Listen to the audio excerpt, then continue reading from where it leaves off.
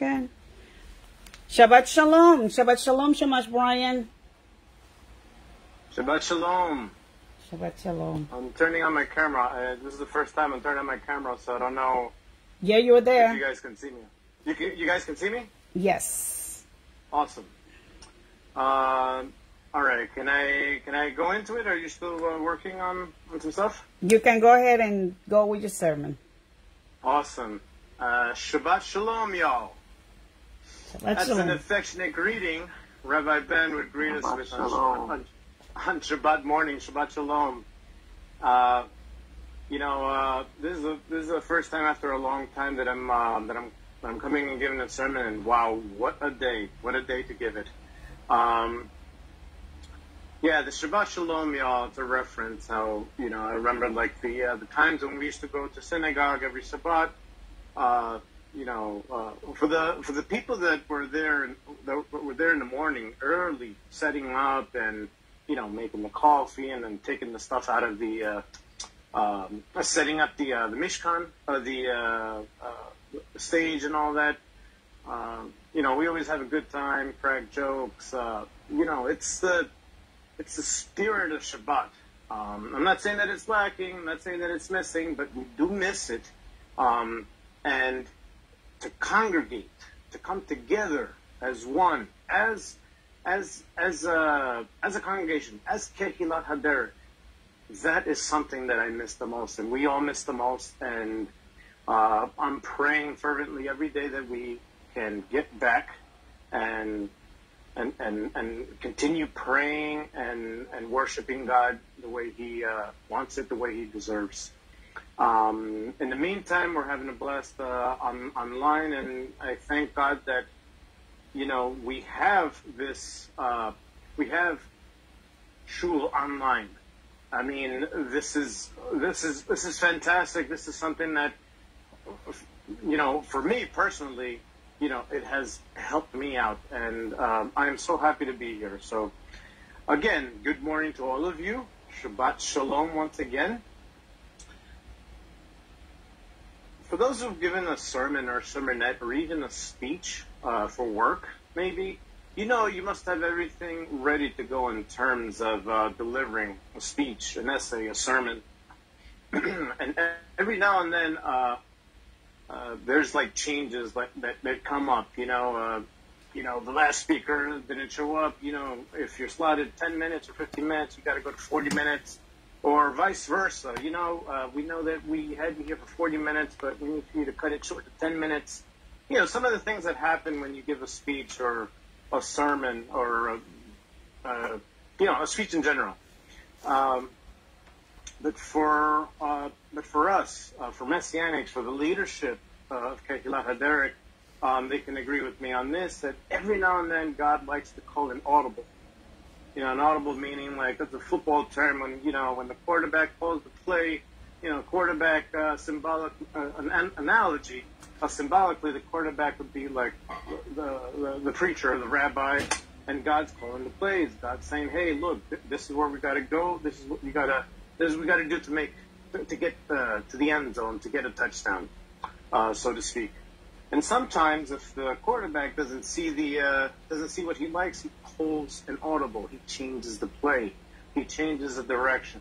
And sometimes God does that with us, and even with leaders in giving a sermon. And wow, what a blessing it is! And that happened pretty late this week. But I thank God, nevertheless, that I was actually going in a different direction with my sermon, but God wanted this. So here I am, and I hope you guys are all ears, because it is big, it is huge. Okay, so the truth is that God wants this message for all of you, and He actually started with me, and actually He started with me a few weeks ago, a while back. And let me explain. So for me, this message started resonating a few weeks ago, as we were making plans for Passover. We were making plans for Passover, everything from food to work to family to everything in between. And a funny story is my coworker and I, we got confused on the dates of Passover and Easter. More commonly, Easter throughout the world, throughout the Christian world, it's called Holy Week, or in Spanish, Portuguese, we call it Semana Santa. So she didn't know the Passover dates, and I didn't. I was busy and very, very busy, and I didn't know the Easter dates.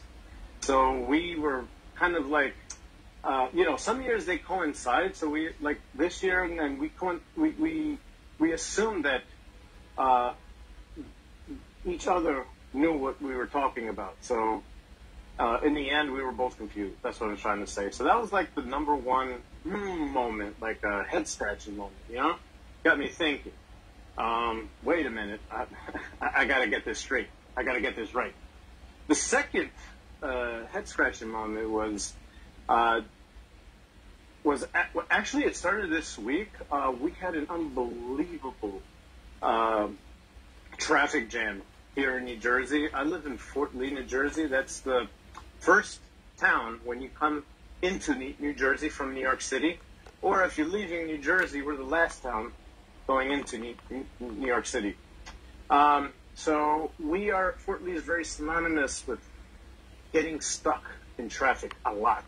Like so much so that my driveway is right here. I can't even get out of my driveway. That's how bad traffic can be around here. But what I'm trying to say is, when you're stuck in traffic and you can't take your eyes off the road? Well, I had the privilege of being stuck on the road for an hour, but I was around a lot of dump trucks, a lot of construction trucks, a lot of big rigs, those big trucks that you see on like the highways. And a lot of them have readings. So now if you see like readings, like some of them have like 30 readings, but thank God this week, these readings read, and I quote, and these were real readings: "Fear not, for I am with you. If God is for us, who can be against us?" Like in cursive letters. And a big dump truck had John 3:16 in big letters and numbers. In hindsight, looking back at it now, I was beginning to see that this is a glorious unfolding. And what do I mean by glorious unfolding? You see, God is in the business of blessings. I'll never forget where I heard that from. I remember years ago, I was in a band, and through that band, we kind of changed from a rock band to a Christian rock band, and then we sort of turned into a worship team sort of thing. It was pretty cool. But I'll never forget, we were called to a youth night, like a youth rally, and it was a Friday night. There was a lot of people, good food, and we were called to play. But little did I know, I was just, oh, great, I have a gig. We have a gig, we're going to play. Let's polish up our guitars, our drum set. Let's sound nice and crisp, nice and clean. I don't even remember the set list, what we played. When we were there, they were very nice enough to give us a donation. We were very young kids, and with that donation, we bought more music gear. But what was the thing that stuck out after all of these years? What's the one thing that I do remember and that sticks out the most? Was a youth pastor that was just a little older than us. I'm 40 right now, so this was when I was like 19, 20 years old, and he was around 21, 22 at that time. So, he prayed for us. He made sure that we were taken care of. We had food. We had a little donation that they provided for us. But his message, was the key. Was the most important message of the night. And he didn't come out and say it. He actually asked the audience the question. He asked the people, "Hey, do you guys know what God's job is?" And we were like, "Bro, I don't know what his job is." I mean, yeah, he made the heavens and the earth in 6 days. I mean, that's pretty much the only job he had from the beginning when he actually worked. He worked 6 days, like Maharaj said earlier. You work 6 days, and the 7th day you rest. You keep it holy. You know, God worked 6 days, and the 7th day He rested. He didn't rest on the 7th day because He pooped and He was tired. Nor did He sit down on a lounge chair and He cracked open the beer and turned on the radio and flipped some burgers on. That's nothing. What God is trying to tell us and is trying to show us. He's saying that this day is so holy, this day is so important that even I'm going to sit down and rest just to enjoy it. He's calling us to enjoy Shabbat. Shabbat is either the end of the week or the beginning of the new week, however you would see it. But it is the last day. It is the 7th day. And the 7th day must be kept holy. You see, God is in the business of blessings. You know, He doesn't wake up every morning and puts a pot of coffee on. He reads the morning paper. He lets the dog out. He walks the dog, comes back in. He gives his kids and his wife a hug and wishes them a happy day. That's not what God does. Nor does He sleep in when we need Him the most.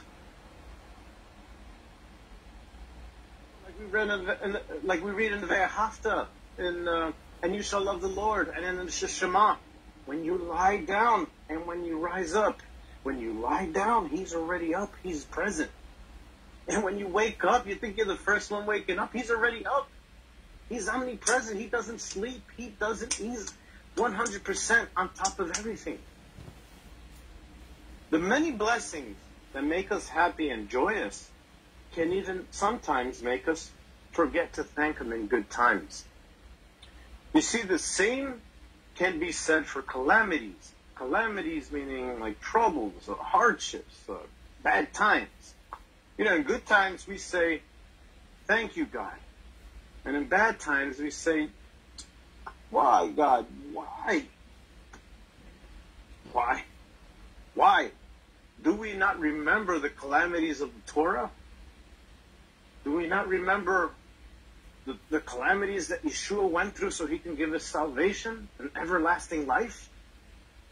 Or how about our history, our present day as a country, and the calamities, the troubles that we face today? What about our past trials and tribulations that we each faced personally throughout our lives? Didn't we get through it all? Are we still not standing here today? Shabbat, it just finished raining and now the sun is out. Hence the expression to my message, to the main idea, a new beginning. There's a very, very good movie that my wife and I we saw many years ago. It's called Fireproof. Now, it's a story about a decorated fireman who realizes that he has failed as a husband and embarks on a 40-day mission to save his marriage. A new beginning.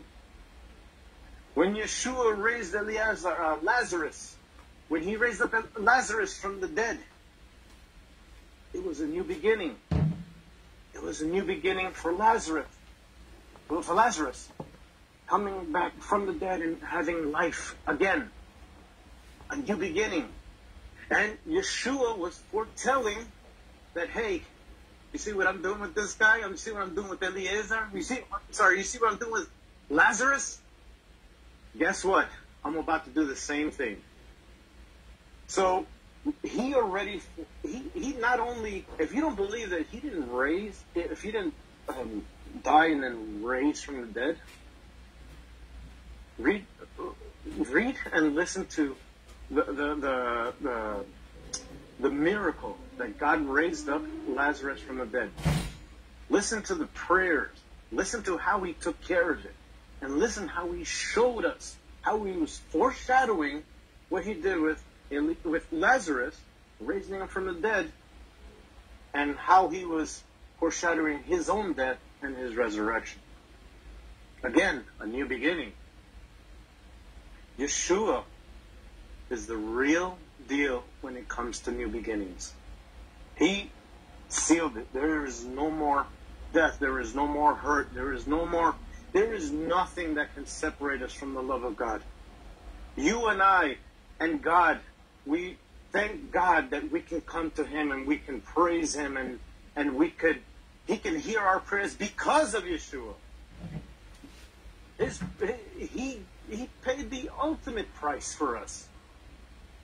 And what is the result of that ultimate price? A new life, a new beginning, an everlasting life. You see, Messiah Yeshua's death and resurrection, it brought us the teaching of a new creation in Yeshua. A new creation in Yeshua. We must be born again and submersed in living waters. Maharat was talking earlier about the Parashah, and she read from the mikvah. I'm not going to go into it too much, but she read the part about the mikvah, that we have to submerse. The mikvah is actually, that's where we get, and Christianity, that's where you get the baptism. You know, when you baptize in water. That's actually a Jewish ritual. And it's been done for many, many years. So, a mikvah, submersing into waters and coming up. You're a new creation. You're new again. You are cleansed. You are made whole again. You are pure again. There is a big, big significance to the mikvah.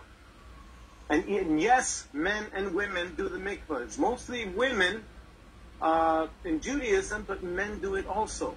The Orthodox men do it prior to Yom Kippur, prior to the holy days, the Jewish New Year. They submerge themselves in a mikvah. We must be born again and submersed in living waters. 2 Corinthians says, therefore, if anyone is united in Messiah Yeshua, he or she is a new creation. We are indeed a new creation. A new beginning with everlasting life promised by the Messiah Yeshua himself. Now, with less than a week to go, we celebrate Passover. Pesach, in Hebrew, literally meaning Passover. But again, its message at heart is a new beginning. There is a huge, huge beginning happening before our very eyes. Spring, as you can see, is here again. The rain, it's starting to rain. The sun is starting to come out. The birds are chirping again in the morning. The days are becoming longer. The days are getting warmer. Well, at least a few weeks ago they were warmer, but you get the idea. Flowers are in bloom. The trees are sprouting new leaves. This is all part of the glorious unfolding. This is part of a new beginning. You've got to believe that this is a new beginning. We have got to believe this. God is in the business of blessing us. This is the season of blessings. We thank God that we are just a few days away, that we're entering a new season.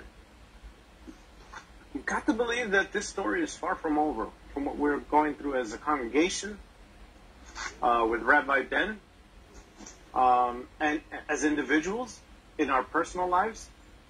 It's very far from over, and God is showing us today, this very day, of this glorious unfolding, of the beginning of a new beginning. So hold on to every promise that God has made to us, and watch this glorious, glorious unfolding happen before our eyes. This life that we are living right now today, April 9th, okay, 1 week before Pesach, is the beginning of a new beginning. Life in Yeshua equals a new beginning. In Passover, we need the Korban Pesach. The Korban Pesach, he is Yeshua. He is the Passover sacrifice, the Passover lamb. And because of him, we have a new life and a new beginning. I can't stress that enough. I will go far as to say, Kehilat, there's a new beginning with Kehilat. New beginning for Rabbi Ben. There is a new beginning for the sick, for the ill. There's a new beginning for the broken. Passover equals a new year, a new beginning for all of us, for Kehilat HaDerek, for Bnei Yisrael, for all of those who believe in God and trust in him. For he is the God of this city. He is the God of this people. He is the Lord of this nation. He is the light in the darkness. He is the hope to the hopeless. And he is peace, shalom, to the rest. God, there is no one like you. There is no one like our God. So where am I heading with this? What's your point, Shamash Brian? Well, I'll tell you. God lets both good things and bad things happen to all of us. He says it himself in Isaiah 43. But, I am the maker of all the good things and all the bad things. I let everything pass. I let everything come to pass. That's what he says. If your question is why does he let all these bad things happen? Well, then here's your answer. Because God lets it to be that way.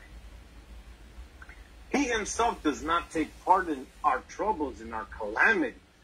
He doesn't say, "Oh, I'm going to smite you. I'm going to hurt you. You're going to see." It's nothing. It's not that way at all. It's not that perspective at all.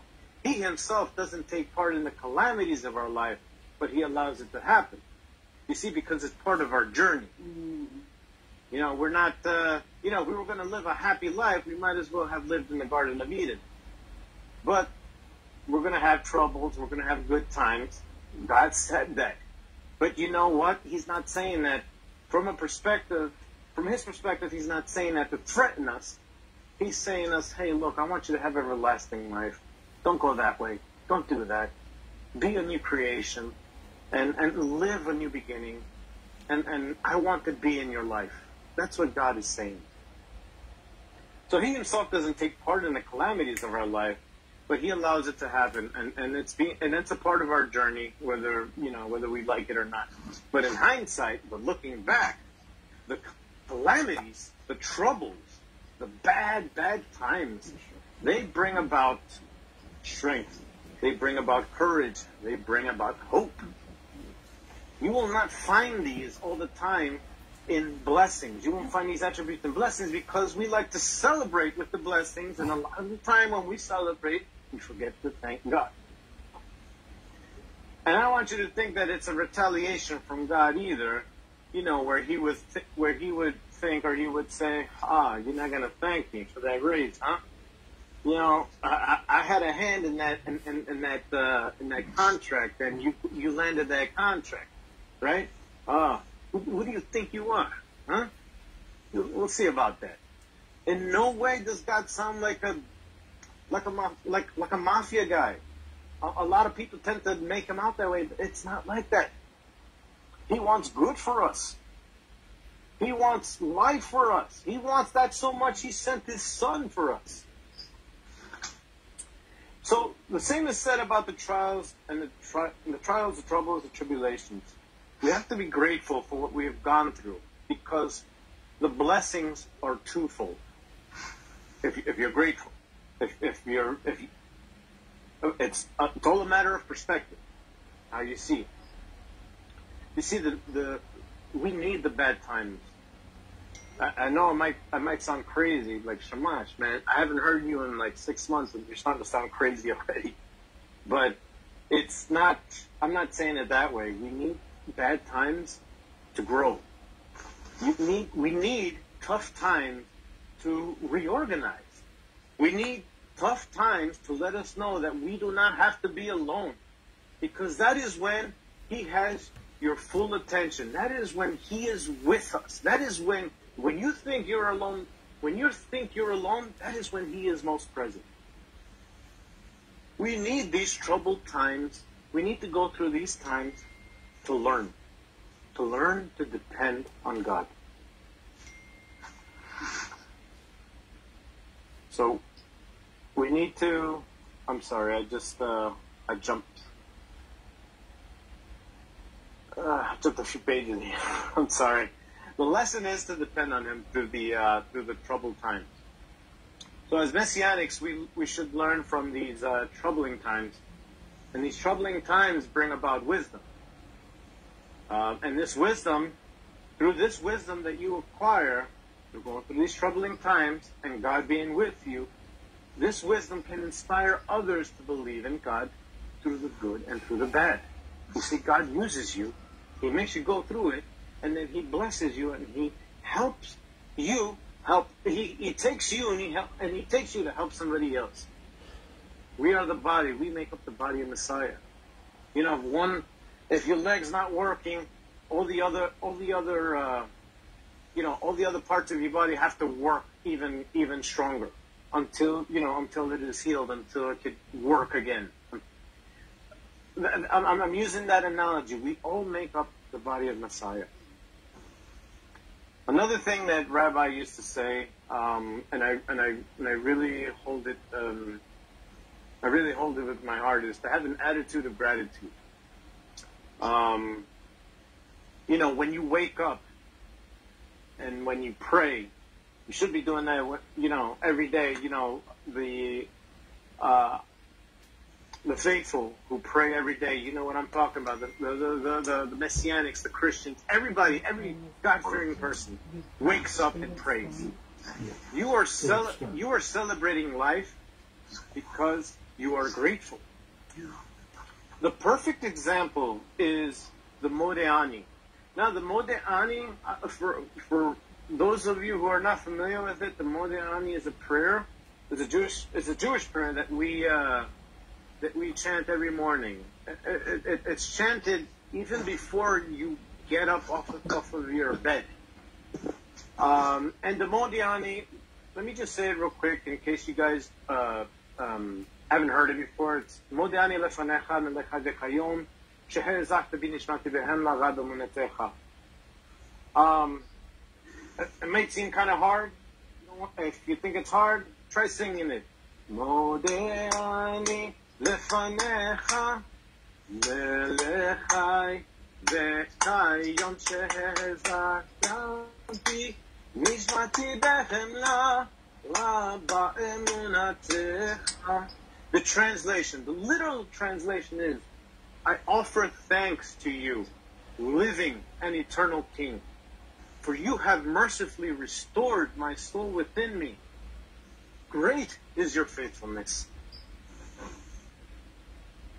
That simple prayer can just make your day. Make your...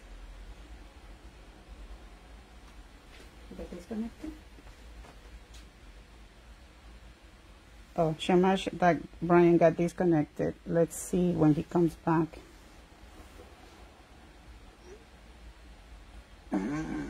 One second.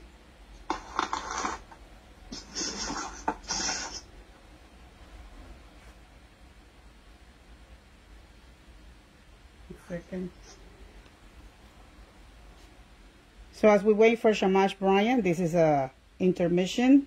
1 second. Yes, I am back. Okay, Shalom. Can you guys see me? Can you hear me? Let me look at you and pin you on top. 1 second. Continue Yes. your second. Yes, we can hear you. As soon as one wakes up, he or she chants the Modeani. Celebrate life every day in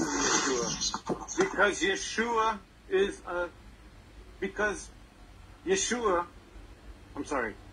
Celebrate every day in Yeshua, because a new life in Yeshua is what we all have. Let us celebrate more and worry less. After all, isn't God in control? Fear not, for I am with you, says Adonai Tzevaot. That's a song I used to sing years ago when I was a worship leader. And the clear message, that clear message, "Fear not, for I am with you," comes from Isaiah 43. And I'd like to finish with this promise from God that's actually in Isaiah 43, verse 18 and 19. It says, "Stop dwelling on past events, nor consider things of the past. Here I am doing something new. Now it is springing up. Can you see it? A new beginning is here. A new beginning in Yeshua. A new beginning. God is blessing us with a new beginning. A new beginning as we approach Passover. Let us take this time and not look back, but look forward. And look forward to what God has in store for us, because a new beginning is indeed in store for us." I thank you very much. Let us continue praying for all our leaders, for Kehillat HaDerek, for our beloved Rabbi, for Maharat as well. Thank you again to all the leaders, and I pray for this new beginning, for this Passover. I pray for many blessings, for showers of blessings for all of you, in Yeshua's name. In Yeshua's name I pray. I'm grateful and I thank you. And God bless each and every one of you, and to a new beginning in Yeshua's name. Shabbat Shalom. Shabbat Shalom. Excellent. Thank you, Shamash Brian.